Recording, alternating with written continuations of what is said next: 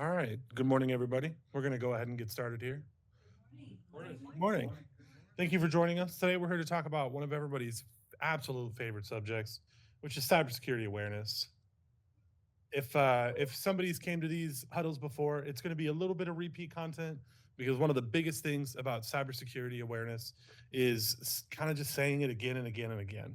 To be honest with you, it's just reminding people constantly these threats are out there, they're real, they're happening. But there's also some new stuff towards the end. So if it's starting to feel a little repeaty, don't worry.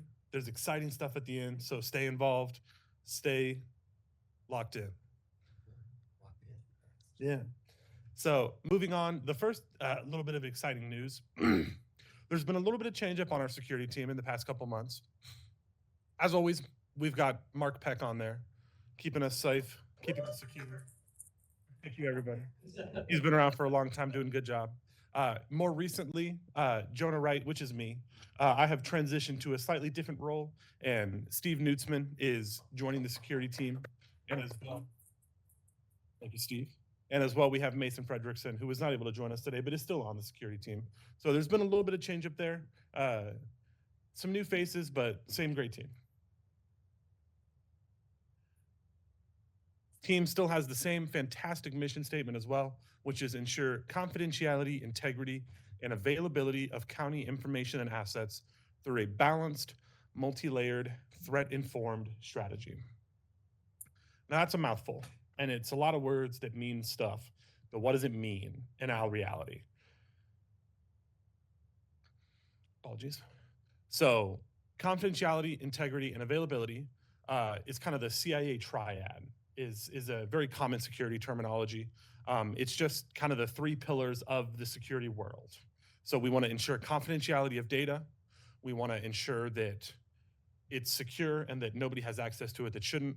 We want to ensure the integrity of the data. So we want to ensure that if you put a PDF file on a file share and it said XYZ, that when you go to read it in 2 years, it still says XYZ, not ABC.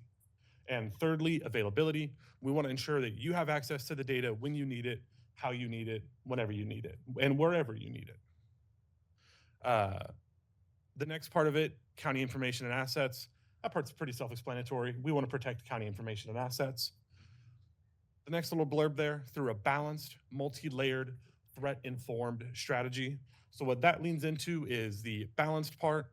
We want to have a balance of security and usability. So we don't want to have such a secure environment where it's unfeasible to just use your computer, because the harder it is to use your computer, the harder somebody might try to find some way to skirt around that just to get their job done. And that's not to say that, somebody's trying to get around the protections we have in place with any malice. It's just that they have a job to do just like we do, and they have deadlines just like we do.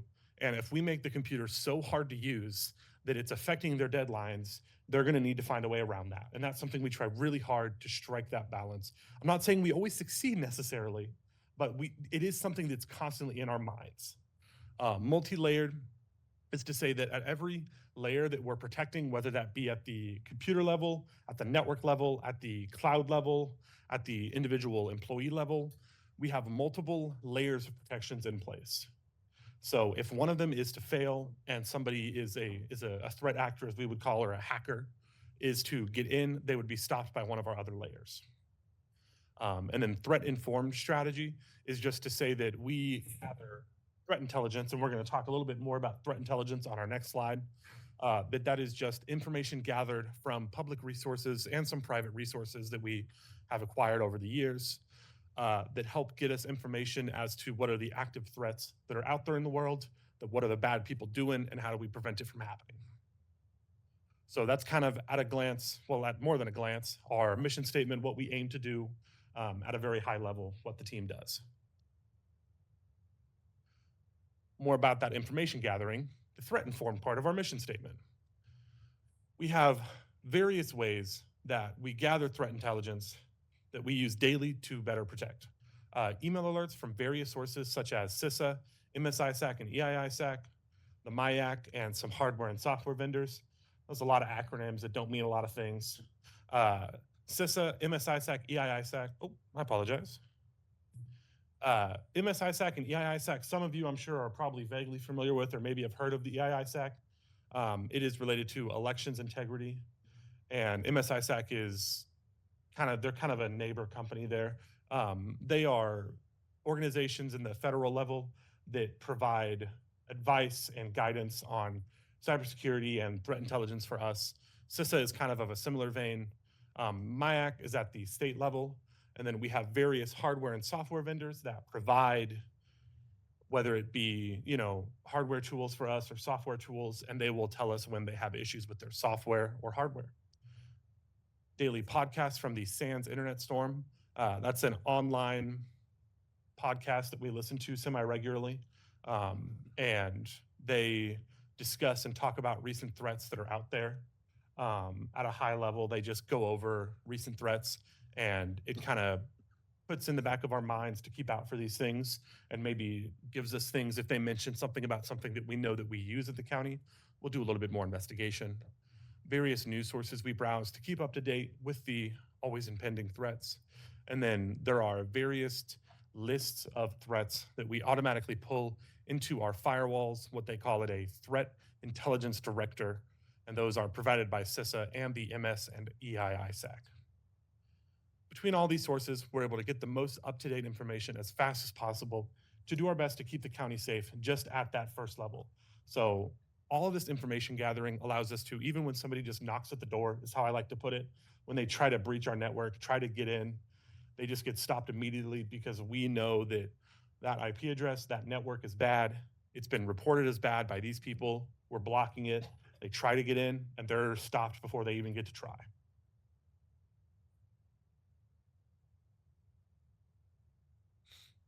I want to spend a little bit of time to recognize our frontline IS and IT support, because it's important that everybody knows who they are and what they do. It's important that these names are familiar with you, because a very common scheme that bad actors will pull is call you and say, hey, it's Joe from IT. And that's a bad name to pull because we have a Joe that works for us. So forgive me there, but they'll say, hey, it's so-and-so from IT, where it actually won't be somebody from IT. So it's important to know the people you're going to speak with, and these are the people you'll be speaking with most often. So on the help desk side, who will be answering our phones as often, you've got Angela Phillips as their manager, and then two technicians, James Jackson and Caden Pruitt. They are our front line, answering the phones, helping you out with your problems, responding to your emails. So I'm sure most of you are familiar with those names. Caden started with us a little more recently, but he's getting his ground, and I'm sure you all will come to appreciate working with him sooner than later if you haven't already. On the desktop side, these are the guys who run around and fix all your problems with your computers. So whenever your computer needs reimage, when you're having a problem with it, they're the ones who reach out to you and get that solved. Their manager is Jason Marshall, and their lead is currently Braden Dankert. And then their technicians are Christian Franklin, Blake Merhoff, Aseo Padilla, and Adam Turner. So you'll see them running around, you'll hear them on the phones. It's important to know the people you're talking to. And if somebody ever calls you, it's easy enough when you're on premises, because the call will come from an internal number. It'll show, their extension and their name. But if you're ever unsure about who you're speaking with, or if you're ever not 100%, you've not heard their name before, you're not familiar with what they're asking you to do, and it's just making you a little uneasy, call somebody you are familiar with, call the help desk and say, hey, I was speaking with so-and-so, they were asking me to do this and that. Is this legitimate? Is this normal? And we can verify that for you, and there's no problems there. That's what, we look at the mass of county employees as one of our kind of, I'll say, sensors, as in, you guys are out there doing the work, using the devices, using the software in ways that we don't. So we rely on you all to notice these things and report it back to us. So moving on a little bit to cyber situational awareness. So this is just some generic best practices on how to act. Like I just said, never hesitate to double check who you are interacting with. That goes for when you're working with us, and goes for really when you're working with anybody, whether it be a third-party vendor, whether it be, you're working with somebody who claims they're from another county department, but what they're asking doesn't seem quite right. Always be aware of what they are doing, even if they are a trusted source.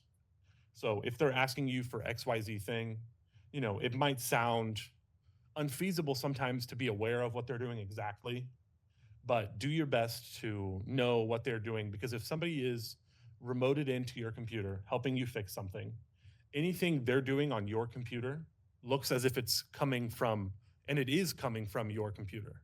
So if somebody was to gain access to your computer and do something bad, on our side, it would look like you were doing something bad.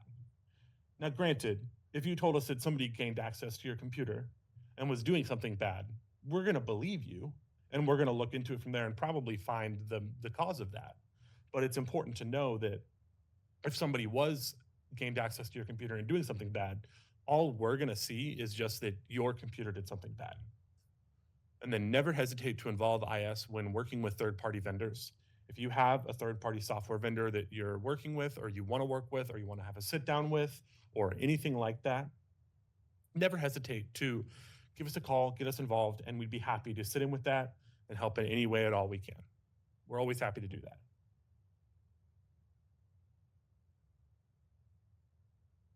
Now I want to talk about some of the most common types of social engineering, starting off with what everyone knows most likely is phishing, which is just your generic, they sent you a fake email and they want you to click the link. Moving on from there, we've got whaling, which is like essentially just phishing, but more targeted. So they'll target typically like executives or high levels within an organization. So for us, it would be like elected officials or directors.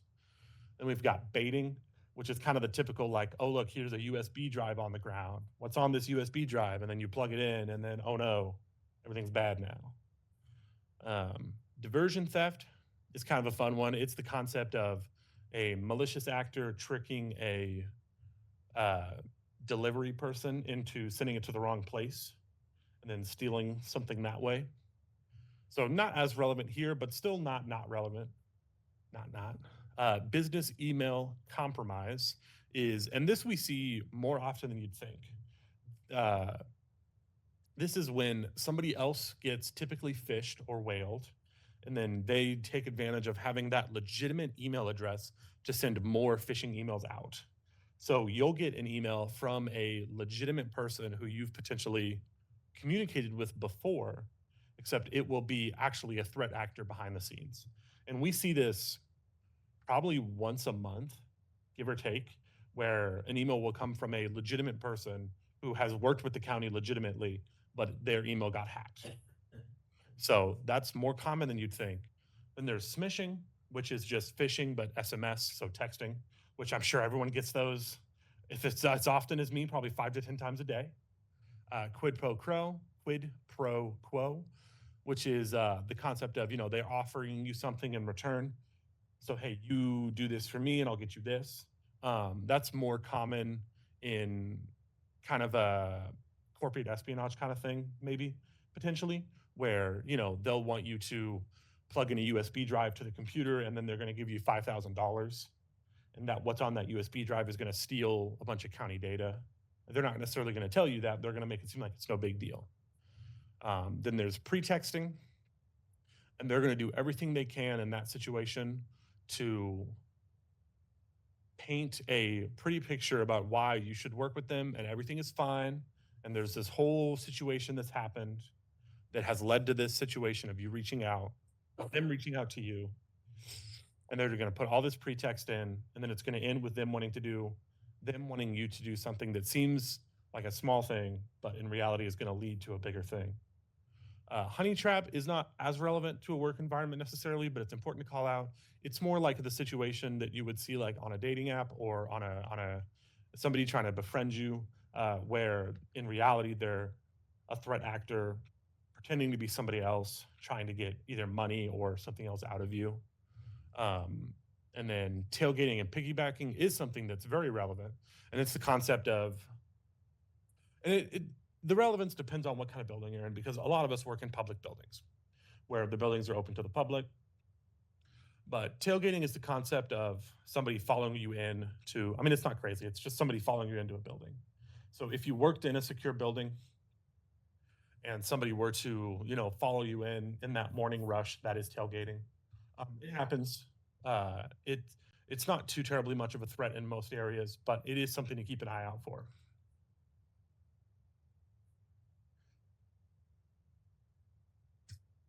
So the easiest ways to protect from social engineering: always check the validity of sources.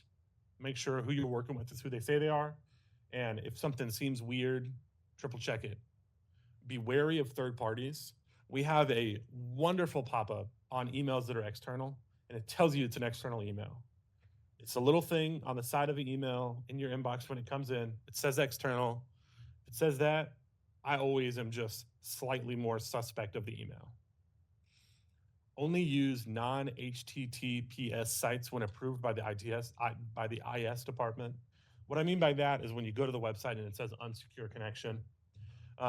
We'd love to be able to say just never use those, but sometimes there is some reason that has to be used for some reason or another.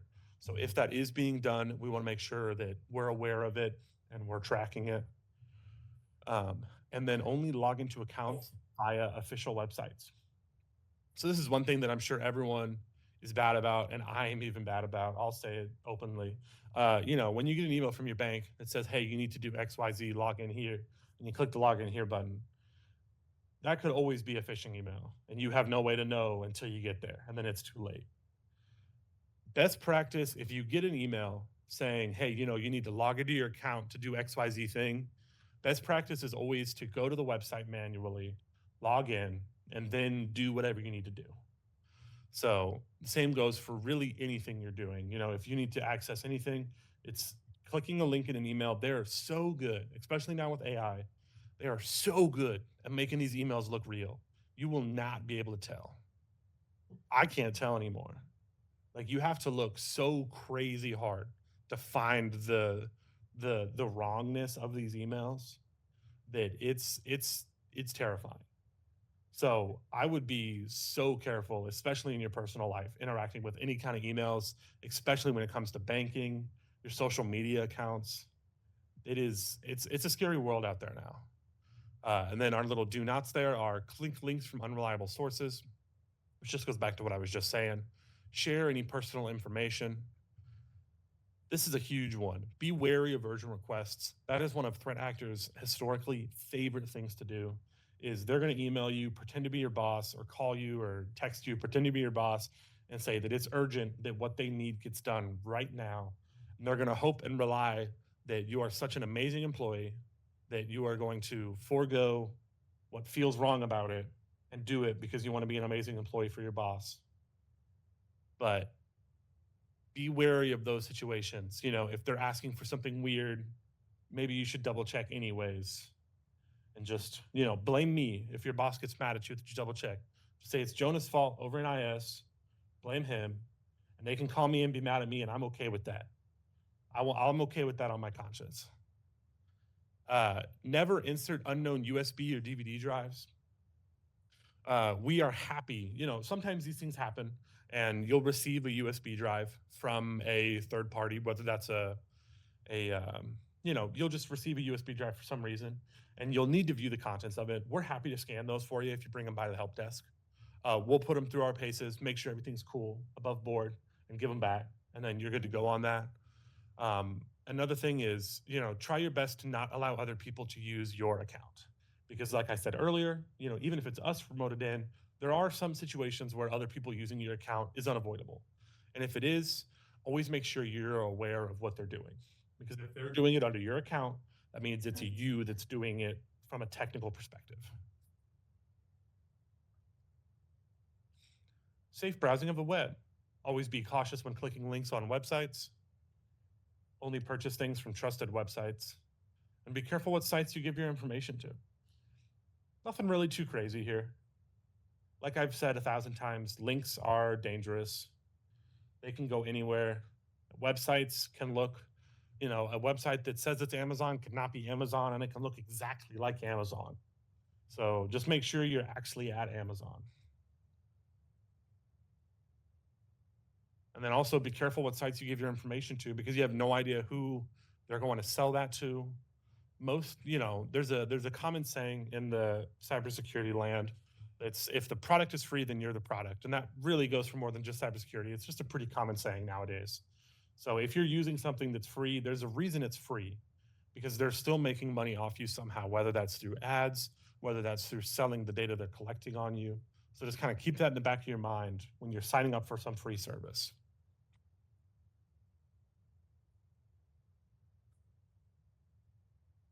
A little bit of software etiquette, how we protect software used. Those words are very small. I apologize. Antivirus or anti-malware. Also, we call it kind of EDR now, endpoint detection response. We use Sophos. It's installed on every Greene County computer. That's at the client level. That's on every computer doing its thing. It's protecting about 1,000 different things all at once on those computers, doing an amazing job. And then we also have Cisco Umbrella. That's our DNS provider. It watches for malicious websites among about 1,000 other things, all at the same time as well. So that's how we that's at a low level or at a high level, excuse me, how we protect software being used. And then how you can help protect us is reach out if you need software to accomplish anything. Like I've said, one of our goals is we're here to help. We are, and we're trying our best to help. Sometimes it might not seem that way necessarily, but we are trying to help the best we can. So if you need software to accomplish something, please try to reach out to us and we will try to work with you the best we can to find something that's going to work for you. And then as well, if you see something, say something. I'm sure everyone's heard that about 1,000 times, but the same goes for cybersecurity awareness. If you see something weird, say something and we'll look into it and see what we can do.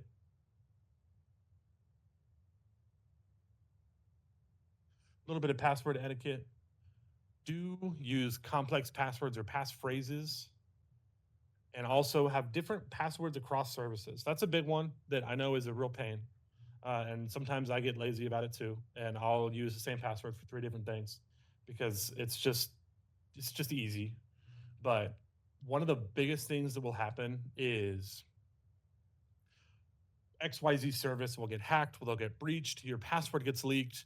And the first thing that people are going to do when that happens is they're going to take your username and password and they're going to start trying it on hundreds of other websites because they know that people reuse passwords. They know that everybody reuses passwords because there's too many things that require too many passwords, and it's insane to keep track of. So that's a big thing. I wanted to pop back up right quick to passphrases and just remind everybody real quick what passphrases are in case they don't remember. A passphrase is the concept of taking 3 or more words, kind of mashing them together that are unrelated. Like, I always struggle with making these up on the spot, but it would be like green, giraffe, banana, and adding some capital letters and maybe some symbols in there, and then that's your password. So it's something long because one of the biggest things you can do to have a good password is length. The longer it is, the harder it is for somebody malicious to crack it or hack it. So a passphrase is great. And then our do nots there are share passwords to confidential data and write them down anywhere publicly accessible. So I understand you got to store your password somewhere, but just make sure it's secure.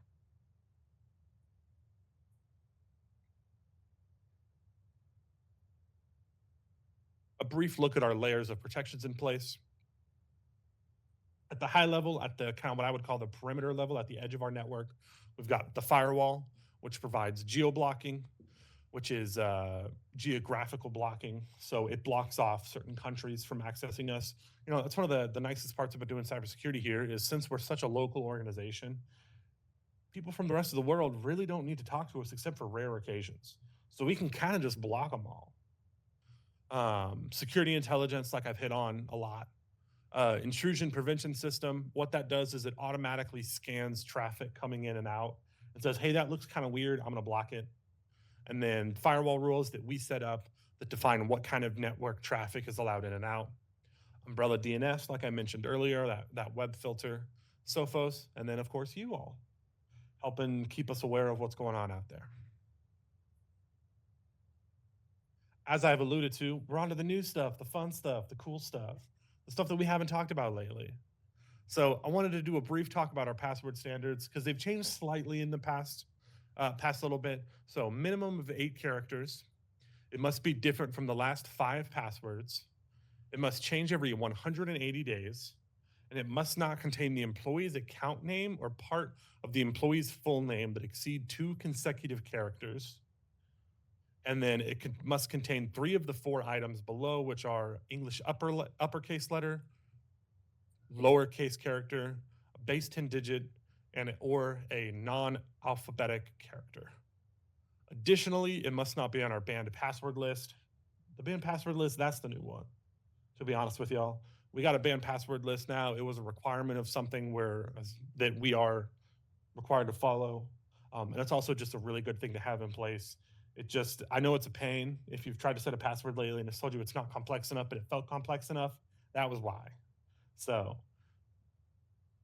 I know it can be frustrating, but it is a really good thing to have. It blocks off a lot of the easier guessed passwords, and it raises the password bar and makes it that much harder for somebody to breach one of our accounts. As well, I know that's a lot of words up there, and I rambled them off real fast. They were all sent out in the most recent Rotunda as well. So if you're curious and you want to review these, check the recent Rotunda. They should be in there. Another thing that's fun that's coming out soon is Company Portal and Patch My PC. So Company Portal should probably already be on your computer. Most of you or some of you might vaguely be familiar with Software Center, which is kind of where our software lives, where we install software through. So like if you need Acrobat on your computer, you get it through Software Center. We're going to be slowly transitioning over the next little bit to Company Portal, which is kind of the newer, younger sibling to Software Center. As a part of that, we're also going to be using a super cool piece of software called Patch My PC, which is what that little notification you see on the right side of the screen looks like. Obviously, it will have more detailed information. It won't just say your organization requires an update for application name. But if you see a pop-up like that that says your organization requires an update for Acrobat or for Office or for Cisco Jabber, that is legitimate. That is us. We are working really hard to keep software up to date, to give you the newest features, to have the newest security patches, and all sorts of fun stuff like that. So keep an eye out for those in the future. It's expected. It's awesome. It's cool. We love it. Thank you. Travel notifications. So I mentioned geofencing earlier. One thing that's important to think about that is if you travel to certain countries that aren't here, whether that be, somewhere else in North America, South America, Europe, there's a chance when you try to sign into your email or try to access VPN, it's not going to work. Or even if it does work, it's going to set off about 1,000 alarms on our side. And then we're going to go, oh gosh, what is happening? And we're going to shut down your account because we're worried somebody's hacking into it. So if you're traveling outside of the country, please try to notify our help desk so we can ensure smooth operations, whether that's just making a mental note for us or a literal written note somewhere that we know. So if an alert comes through, we don't start freaking out and shut everything down, or whether we, allow something for you to access if you need access to it. It just helps us ensure that you can do what you need to do, and allows us to also kind of not have to have a little panic when the alerts come through. Because we don't want to frantically shut down your accounts. It might seem like we do some days, but I promise we don't. Like it really, it's with a heavy heart when we do that. So another thing I want to talk about, I know everyone loves this, and it's Arctic Wolf. Everyone loves your emails. Everyone loves the phishing simulations. Everyone loves the videos. They're awesome videos. Everyone loves the quizzes. I'm here, I'm talking, so I got to talk about Arctic Wolf. Just some friendly reminders. You'll get your emails. One of them will remind you. You'll get an email once a month at the beginning of the month that tells you where you're at, if you have anything to catch up on. The other screenshot's just an example of what one of the emails was going to look like. And then the bottom screenshot is the email address that these come from. So keep an eye out for these. Thank you. And then if you do happen to click an Arctic Wolf phishing simulation and you see this screen, this is expected, go ahead and hit click to start and follow the instructions. It'll help show you things that you potentially could have seen next time to know that it was a fake email. Questions? I have a question for you real quick. So Arctic Wolf sent out, I don't know if it was last month or the month before, the HR dress code. Yes. I'm just curious if you have any data as far as like how many Greene County employees actually fell for that. That would be a great request to our help desk. I don't have that off the top of my head. I'm just curious. No, I don't have it off the top of my head, unfortunately. You do have that information, right? I assume it's somewhere. It's I'd have to like look. we See that on the security briefings. Yeah. I have a question. Yeah. Okay, so, could you address use of personal devices in, say you wanna go to a website that, I don't know, that's an unsecure one. Is it a safe alternative to just go on your phone and go to that rather than your computer, or is there some reason to avoid that? Well, then you're exposing your phone to it. But I mean, I go to all kinds of things, so I'm not like. Which is fair, which is fair. So I know that that's not, can I feel comfortable that I'm not putting the county at risk if I'm using my personal device in order to access something? That is correct. And I apologize. I remember that I'm supposed to repeat the question for the microphone. So the first question was asking about one of the recent Arctic Wolf phishing simulations regarding the HR and if we had reporting on that. And the second one was regarding unsafe websites and is it safer to access those on the phone versus on the computer?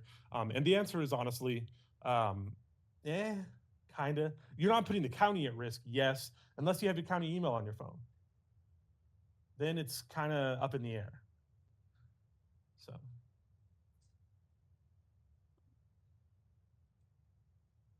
But yeah, we could check it out if you had something that you wanted us to.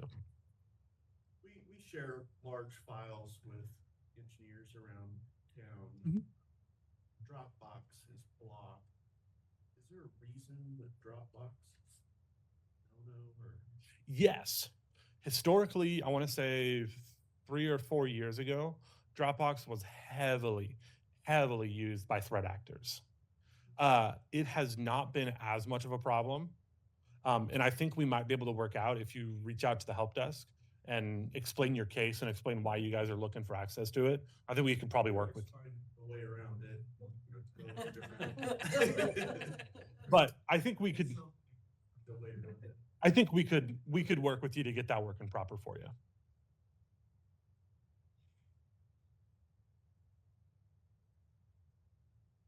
All right.